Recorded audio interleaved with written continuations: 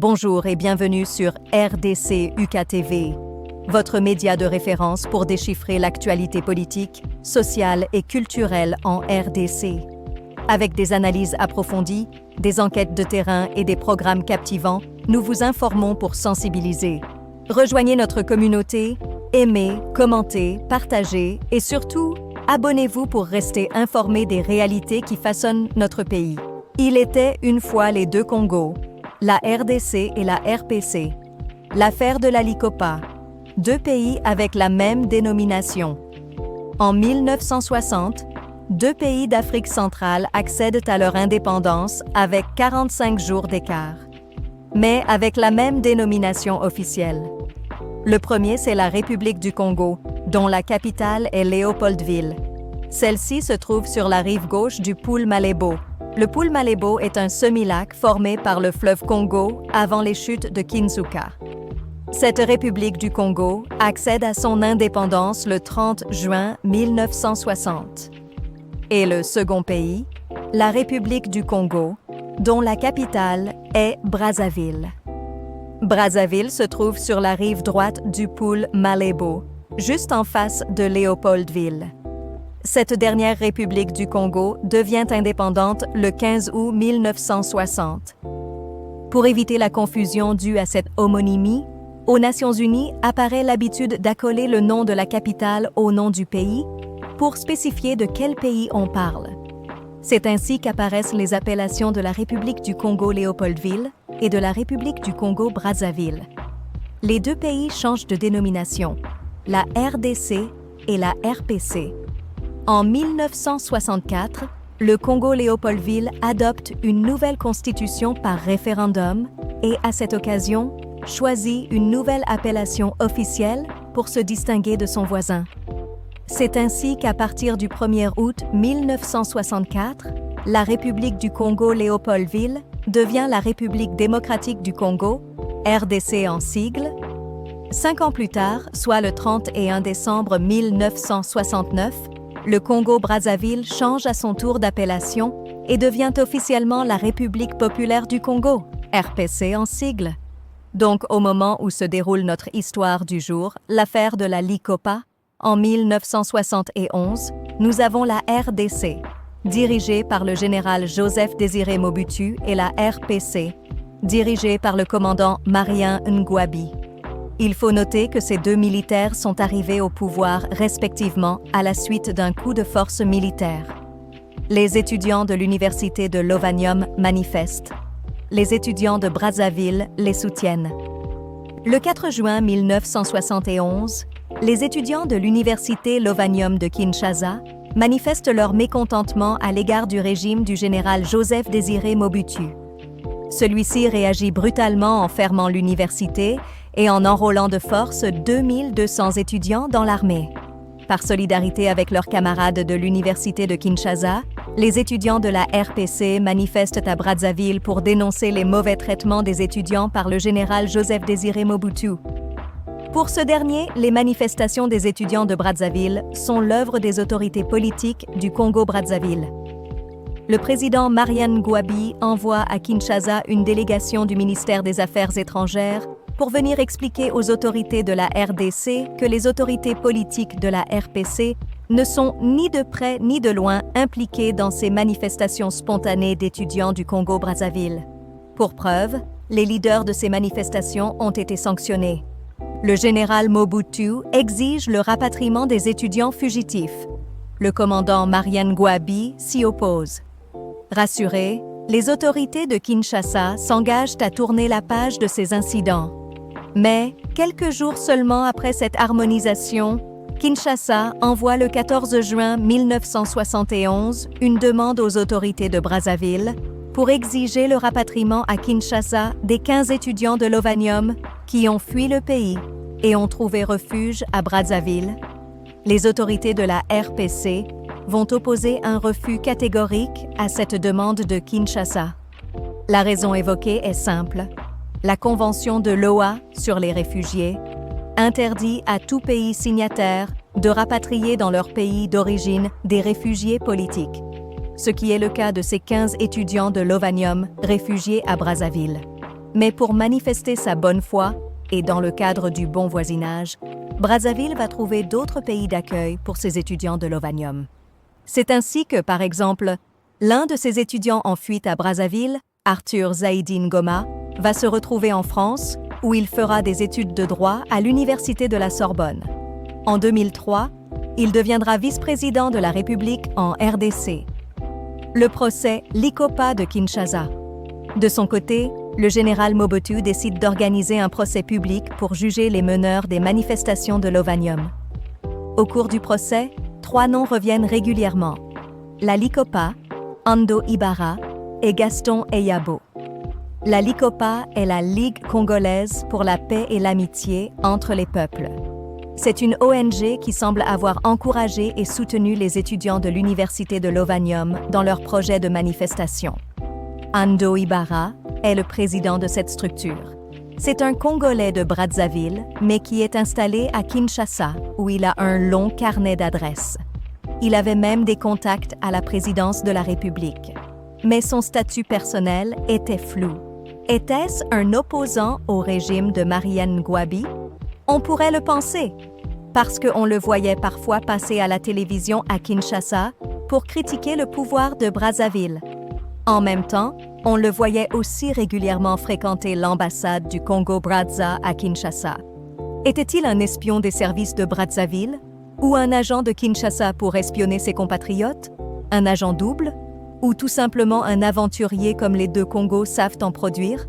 En tout cas, juste avant le début du procès des étudiants de Lovanium, Ando Ibarra s'est enfui de Kinshasa. Il est allé se cacher dans son village natal, situé à 400 km au nord de Brazzaville. Le troisième nom qui est apparu au cours de ce procès public est celui de Gaston Eyabo, qui n'est autre que le chargé d'affaires, diplomate, de la République populaire du Congo à Kinshasa. Le général Mobutu prend des sanctions contre Brazzaville. Pour le général Mobutu, les noms d'Ando Ibarra et de Gaston Eyabo, cités pendant le procès, suffisent à le convaincre que les autorités du Congo-Brazzaville étaient impliquées dans le complot de Lovanium contre son pouvoir. C'est ainsi qu'il va prendre 2 décisions importantes: l'expulsion de tous les diplomates du Congo-Brazzaville et la fermeture de l'ambassade de la RPC à Kinshasa. Le président du Congo-Brazzaville prend acte de la décision d'expulsion de ses diplomates de Kinshasa.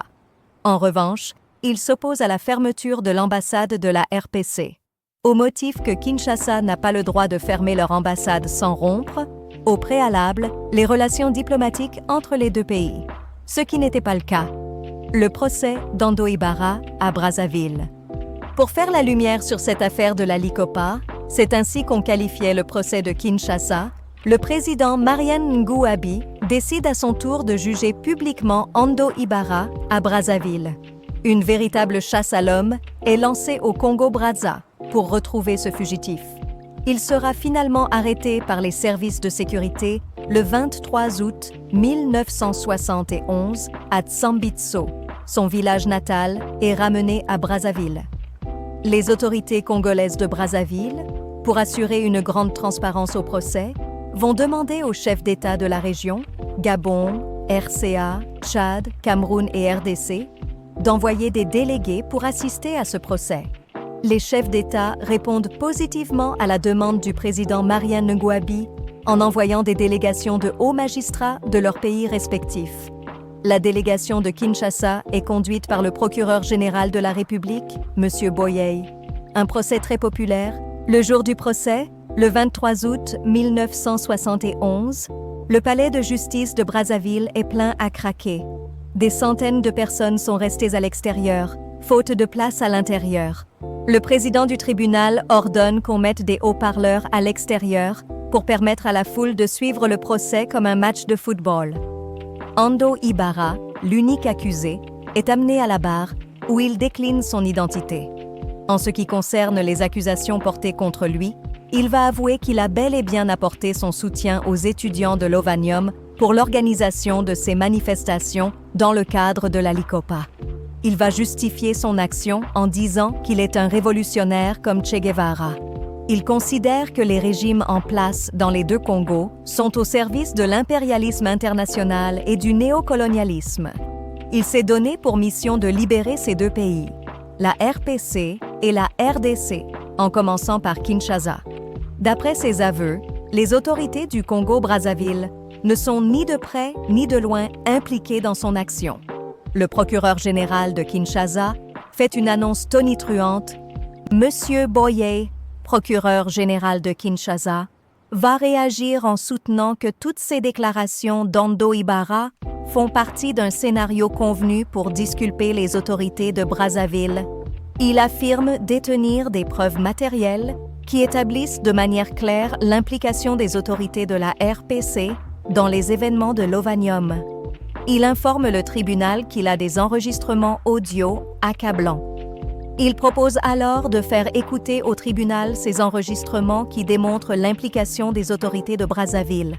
Le ministère public de la RPC demande, avant d'écouter ces audios, qu'on lui explique d'abord quand et où ces enregistrements ont été effectués. Le procureur de Kinshasa insiste de faire d'abord écouter les enregistrements avant de répondre aux questions. L'audition des enregistrements à huis clos.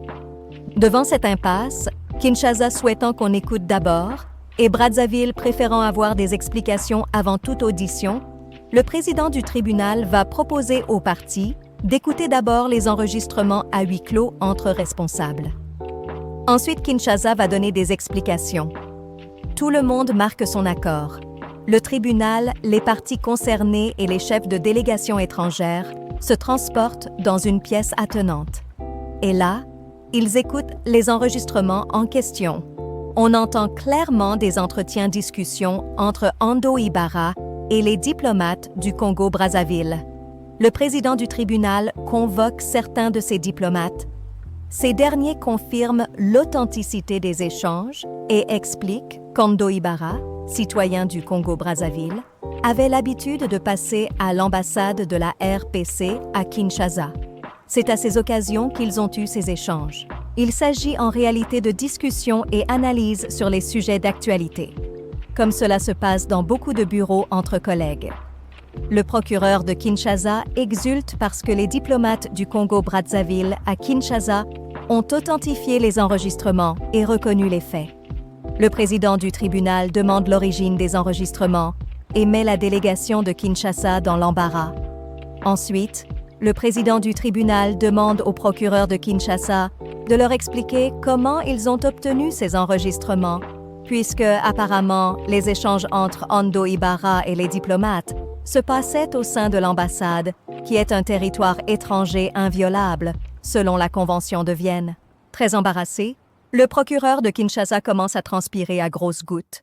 Il n'a pas de réponse plausible à donner au tribunal, parce qu'il ne peut pas avouer, devant les représentants de tous ces États africains, que les services de renseignement de la RDC ont placé des micros dans l'ambassade du Congo-Brazzaville à Kinshasa, ce qui serait un très grand scandale diplomatique, et la RDC perdrait sa crédibilité sur le plan international. Coincés, les délégués de Kinshasa vont, en fin de compte, proposer au tribunal de les autoriser à retirer ces enregistrements du procès. Pour ne pas trop embarrasser la délégation quinoise, les autres parties accèdent à cette demande. Les enregistrements sont ainsi retirés du procès. À la reprise du procès en plénière, le public est surpris de constater que, bizarrement, personne ne fait plus mention des enregistrements. À la fin des plaidoiries, Ando Ibarra est condamné à 3 ans de prison ferme. Lorsqu'il apprend ce verdict, le général Mobutu est dans tous ses états. Il va d'abord sanctionner les membres de la délégation de hauts magistrats qui étaient allés participer au procès de Brazzaville. Il considère qu'ils ont mal défendu les intérêts de la RDC. Le procureur général Boye perdra sa fonction et sera relégué à l'intérieur du pays comme simple magistrat. Le président Mobutu, en colère, décide. Ensuite, à l'égard du Congo-Brazzaville, le président Mobutu va prendre 2 décisions graves. 1 degré interdiction formelle à tous les Congolais de la RDC d'aller au Congo-Brazzaville. 2e, sommation est faite à tous les ressortissants de la RDC habitant le Congo-Brazzaville de quitter ce pays en déant 1 mois. À défaut, ils perdront leur nationalité de la RDC. Les autorités du Congo-Brazzaville vont faire un communiqué pour demander à tous les ressortissants de la RDC vivant en RPC de rester au pays et de continuer à vaquer tranquillement à leurs occupations. Ils doivent continuer à se sentir chez eux. Pour revenir à la situation d'Ando Ibarra, quelques mois seulement après sa condamnation à 3 ans de prison ferme, il est libéré et envoyé par les autorités de Brazzaville en mission en Guinée équatoriale chez le président Mathias Nguema. L'origine du mot de l'argot quinois Likopa.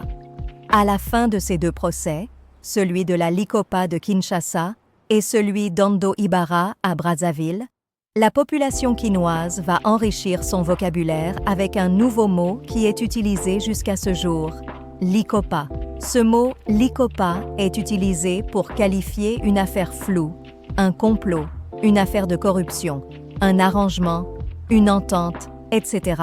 À suivre.